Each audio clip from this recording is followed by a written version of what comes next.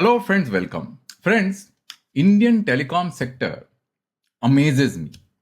Now, definitely we have achieved much because where we were, in year 2000, we could not even make calls. We have come this far where mobile has become ubiquitous and people are making video calls. So definitely there has been a huge transformation. Now, technology has played a vital role in enabling this transformation. Remember those days where you keep dialing and you have to spend 3 hours to make an STD call? Now you can make a WhatsApp call and even talk to anybody, any loved one, not only in India, throughout the world. And you can see his or her face. So definitely there has been a huge transformation. But we sometimes play technology as if that technology is the panacea of all problems that we are facing, because all problems had not been resolved, because till today broadband penetration is poor. We have not reached the rural areas. The quality of service is pretty bad. Try making a call using a circuit switch mobile network, you will not be able to hear anything till the time you make a WhatsApp call. It's all reality we are facing. But both the government and the operators have been hyping technology as if that technology is the end, the destination. It is not. Actually, technology is a tool. It is never a destination. Now, this video which you see right in front of you, where I speak about Jio's UBR mystery, 5 gigahertz or 25 gigahertz, because here the emphasis is not about spectrum. It is actually about Wi-Fi. So after having spent so much amount of time on 5G, we are back to square one on Wi-Fi. Now, Wi-Fi is never for macro deployment, friends, because it's a best effort kind of a technology where you do frequency hopping. You figure out which of the block of spectrum is free. You can't use the full bandwidth that is available for unlicensed operation. You have to basically use chunk of spectrum, and then you have to collaborate with multiple people using that spectrum in a disorganized way. So therefore it is never for macro deployment. But certain macro deployment are possible, but in very short distance. So when a mobile operator starts talking about leveraging Wi-Fi for their FWA, there is something, which is wrong. It is not the kind of narrative that we have been talking about in past. Now, this video is mainly focused on Wi-Fi. What is that? What is the title of my presentation today, friends? I'll show you my title of my presentation, which you will find it very, very interesting. Where did my presentation go? Let me just pull out my presentation. Just a minute. It kind of vanished somewhere. Just a minute. I should have kept my presentation ready. So let me just take my presentation here. This is my presentation, friends, and this presentation talks about the Wi-Fi contradiction in India. Because we have been talking about Wi-Fi, PM-WANI, so many hotspot, and then on the same breath, we have been talking about 5G. Now, 5G is mainly for the mobile operators because they have got licensed spectrum. Wi-Fi is mainly a technology for the ISPs, where mostly the deployment is disorganized. It is not an organized deployment, right? So they are using unlicensed spectrum, but we have made huge claims about Wi-Fi hotspots in the country. We ran a PM-WANI program, and then the ISP operators have been doing Wi-Fi. So the title of my presentation is the Wi-Fi contradiction in India. So you'll find that the Wi-Fi ecosystem, which we have been pushing very hard, the PM-WANI and the ISP operator, that ecosystem is shrinking. And the other operators who have been going in the 5G direction now have started doing Wi-Fi in order to save cost. So don't you call this a contradiction? Isn't the title of my presentation, rightly resonates with the kind of situation that we are facing in our country, friends? So that's what I'm going to discuss in this video, friends.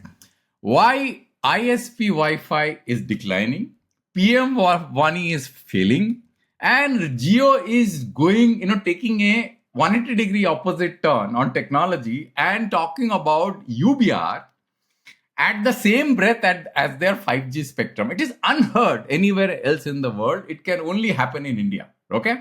So let's go to the next slide. Now you know that NDCP 2018 target on Wi-Fi was 5 million Wi-Fi hotspot by 2020. We make big claims, but we never achieve them, right?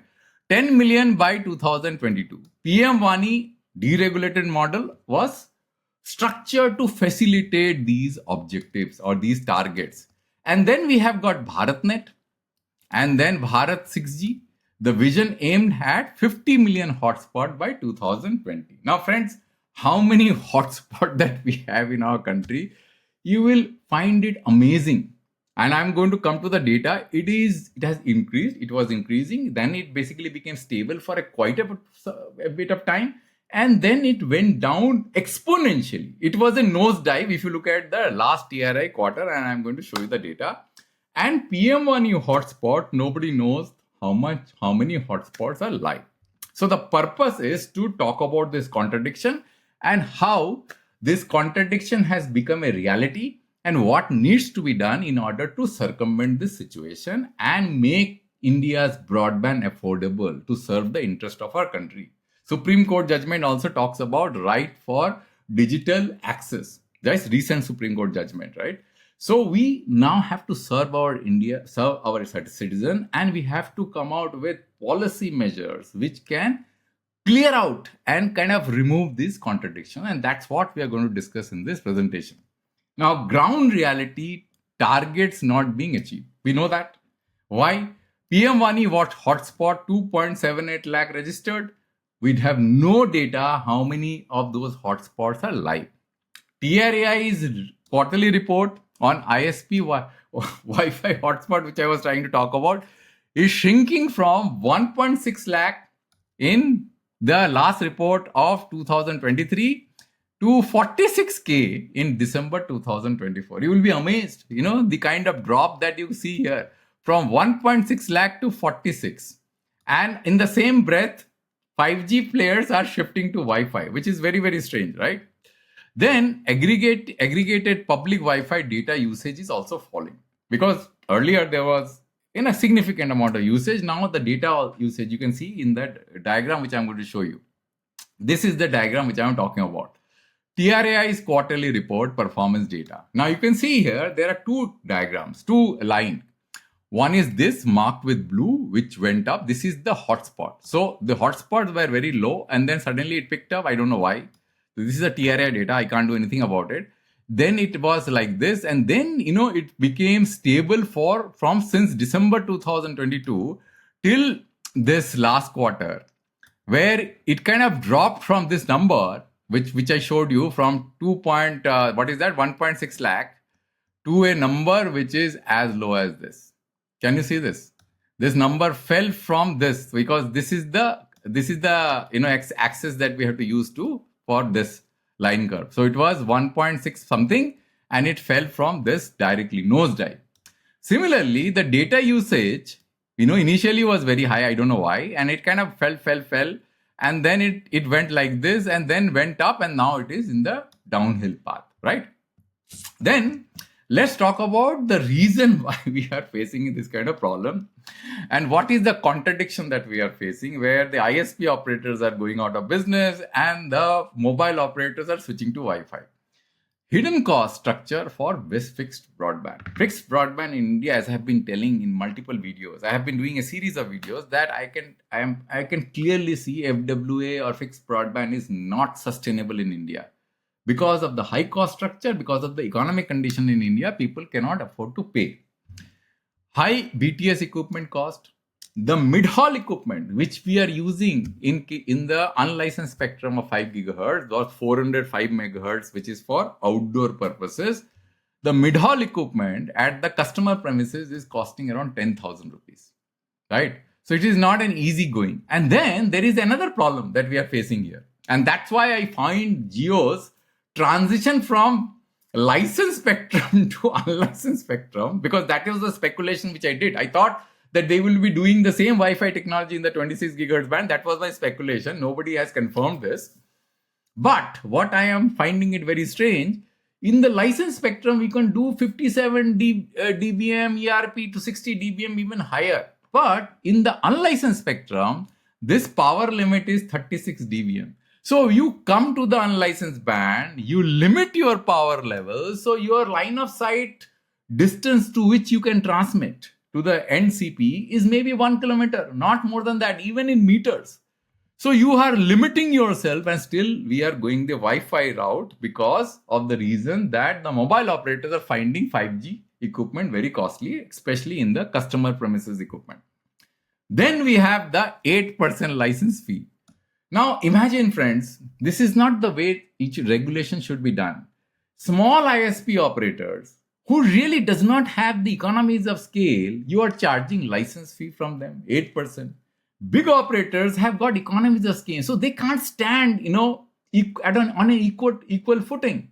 So at the end of the day, what will happen is, which we are seeing right now, these big operators, Reliance, Jio, Bharti, maybe Vodafone or maybe BSNL, one day is going to bulldoze the market and they will get all the ISP operators out of the market. Because PM-WANI has already shrinking, it is failing. And I'll show you the contradiction on PM-WANI, why it is failing and why TRAI, the government, is trying their level best to revive it, and they will never be successful, friend. I'll tell you the reason why. Right? I'll come to that slide later.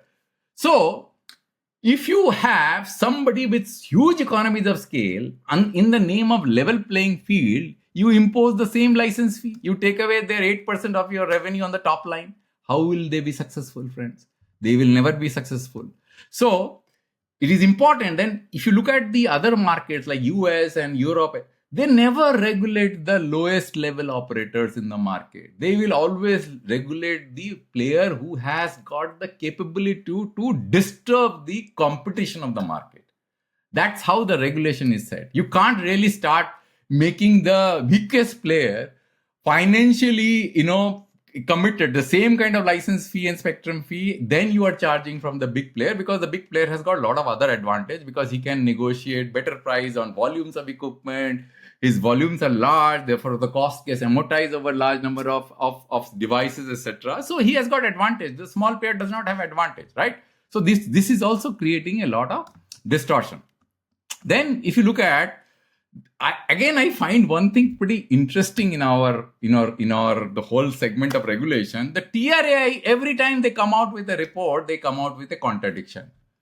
Let me tell you why I am saying so.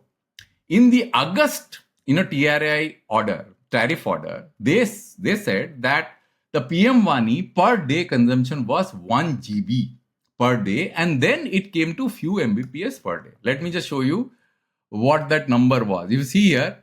This is the August 23 August 2024 tariff order, right?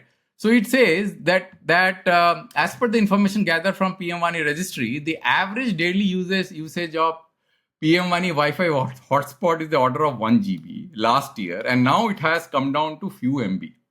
Now few MB means how much, I don't know, right? Quite less compared to the monthly average data limit provided by the retail broadband customer. So let's focus on this number, 1 GB per day, right? Now it is Wi-Fi order of 1 GB till maybe a daily usage, right? Per Wi-Fi. So 1 GB per day, right? To few MB. Then in the next, this is basically the draft, consultation where they wanted to regulate the lease line, which is given to the PM-WANI operators, which they are taking from the ISP and the mobile operators, where you see they talk about average data usage of PM-WANI hotspot in GB per month is 200. So you divide this 200, it is not MB, it is nowhere. So I do not understand what to even believe. Look at this number. That was per day, few MB, right? You saw that report, right? Now, if you divide this by 30, it comes out to be 6.66 GB. It is not in few MBs, right, friends? So what is the reference? What kind of, data that TRAI submits and, on the basis of which they come out with regulation, I have no clue. And therefore, I have stopped trusting these kind of data. I really don't know what is being spoken about, right? So that's what the context of this discussion. So PM-WANI data, by the way, TRAI does not carry, because TRAI Wi-Fi hotspot number is only for licensed ISP operator. And the latest recommendation of TRAI is that a PM-WANI hotspot player should be paying 2 times the retail of a consumer FTTH connection if it is taking the bandwidth from an ISP operator or a mobile operator. Now, friends, my simple point here is that I do understand that there are challenges in business, but if an ISP operator is not being able to monetize on their retail customer Wi-Fi connection, and the mobile operators are switching from 5G to Wi-Fi because they can't even monetize their 5G with their spectrum which they have bought, then how come a PDO will be able to pay 2 times the retail price of the retail price of the ISP operator selling to the consumer? He is going to be bankrupt the same day. There is no way he will be able to sell any connection given the ubiquitousness of 4G and 5G, because everybody, even if they're going to the Wi-Fi hotspot, nobody is going to carry a laptop. They'll carry a mobile phone. So this is a no-go from the first day. But people may argue that, look, this is the best thing that is possible, but how can the ISP operator or the mobile operator will give the connection to the PDO at the same rate? I can understand that. That is also a fair argument. Therefore, there's something more has to be done on a regulatory front. So what has to happen before we come to what needs to be done? Reliance Jio disruptive UBR play, FWA branded as 5G. Now, this I spoke about yesterday, and my speculation was that they might be using the 26 gigahertz also for Wi-Fi, which makes a lot of sense because the power level will be much higher, lot of spectrum. But let's assume that they are not using it because I don't know the fact. Therefore, I can't speculate. But it is fact that they are using this UBR, which is unlicensed, right? Wi-Fi for delivering FWA. So use of unlicensed spectrum 5 gigahertz, 405 megahertz for UBR. They are bypassing the 26 gigahertz band. Maybe that is sitting idle. Means it's a complete waste of money, resources if they are not using it, or leveraging for Wi-Fi, and why not 5G? Offering 1 gigahertz over Wi-Fi in that 5 gigahertz spectrum, which is unthinkable. And I do not know how they are offering. Consumers should basically come out and tell us that whether they're really getting, because they're not distinguishing between their FWA, whether it is 5G or UBR. They are not saying that the UBR is going to cost less, the 5G is going to cost more. They are saying that same price and the quality of service will be same. I do not know how it is possible to give a same kind of quality of service over an unlicensed spectrum, right? Now, why licensed operators are fleeing licensed spectrum?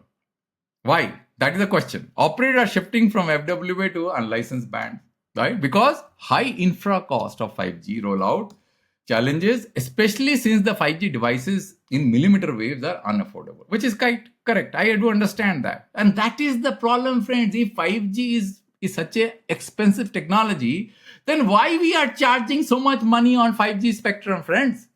Why we are not giving 5G spectrum free?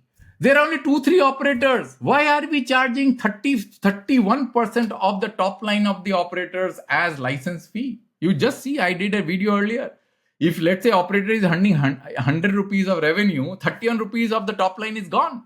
Spectrum fee, auction fee, AGR judgment fee, GST, everything is gone. So then how the operators will be able to monetize 5G? They will go to definitely Wi-Fi and give the cheapest quality service, the poor quality, just like voice calls that we are getting. People won't be able to complain.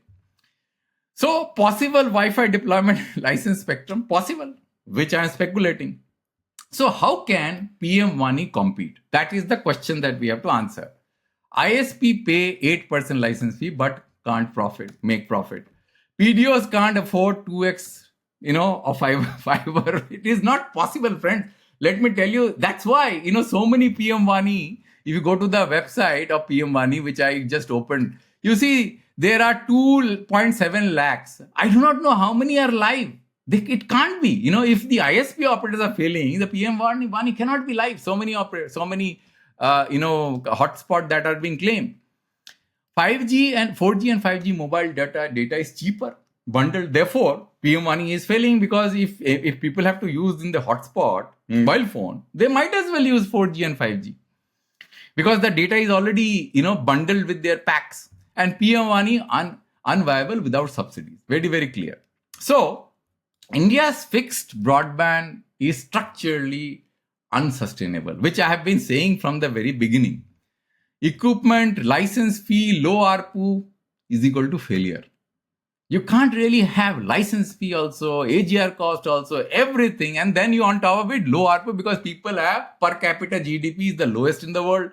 People don't have disposable income. So we are borrowing technology from outside, and we are not only borrowing those high cost technology from outside, but you are charging license fee, spectrum fee, etc., which is unthinkable anywhere in the world. Only player with capital can scale like RGO, right? Nobody else will scale. So what will happen is, at the end of the day, what will happen? The market is going to become completely deprived of competition. One day will happen, ISP operators are going to quit the market. PM-WANI is also going to become completely useless because there is no way they will be able to make money. And the big operators will only survive. And then what will happen is they will cut cost and quality and people will suffer. So what the government can do? Abolish, first thing that the government should do, abolish this 8% license fee for the ISP operators. They should do that, right? That is the one thing. Second thing the government they should reduce and drastically cut the spectrum pricing. Spectrum has to be priced 1/10, maybe 1/20th, or maybe given free. Because a lot of spectrum is lying free. Spectrum should not be charged. That is the reason why we are facing all this problem, friends, today. Bandwidth subsidy incentive for PM-WANI, because without subsidy, to the end consumer, PM-WANI cannot sustain, right? Call of action, we have already spoken about. Demand transparency in spectrum usage, Wi-Fi data, all should be transparent. TRAI should publish data properly, because if you are not having data and you are having contradiction in just one report which was published last year and one report just within 8 months, two different usages, and you will not even explain, what was the reference that was used, you can't make any policy. Push for fixed broadband policy reform, recognize broadband as an essential infrastructure, right? So that's all, friends. I thought of doing this video because I wanted to talk about this Wi-Fi contradiction, where one hand, the Wi-Fi players are switching from the market, quitting from the market, and on the other hand, those players who are talking about technology, 5G, all kinds of 6G and everything, now switching to Wi-Fi to give same kind of quality of services as 5G is capable of. And then in the same breath talking of auctioning 6 gigahertz band. So friends, if 5 gigahertz, 405 megahertz of spectrum can give the same quality of service equal to a licensed 5G spectrum, then why 6 gigahertz band, 1200 megahertz of spectrum, the operators are calling for auction? They should be asking that, please give me free. And since you have the economies of scale, ISP operators don't have economies of scale, you can leverage that free spectrum to offer similar kind of quality that you are offering in your 405 megahertz of 5 gigahertz unlicensed band. So I really don't understand this contradiction, friends, of the narrative. I really don't understand the fear, just like what happened with Starlink. Everybody was shouting at the top of the voice that Starlink is coming, that mobile operators are going to go out of business. As I did a video and I showed you that there is no way mobile operators will have anything to fear with Starlink because their uplink speeds are only 5 to 25 Mbps. It does not match. The quality does not match. So I do not know what kind of narrative goes on, friends. You are shooting on your own foot and in the process, killing the interest of our country. That's the friend, my folded hands. We should do the right thing, friends. And that's why I with so much amount of passion, I am actually recording this video. And I hope that the right decisions are taken and we as a country thrive. And we have a digital stack to manage, and therefore all these things are important. All our AI investments are big, actually linked to anchor towards these devices and the connectivity. Otherwise, everything what we do on our digital stack is going to fail, friends. Thank you for your time, friends. Listening to the end. I'll come back with a new video next time on a new topic. Thank you very much.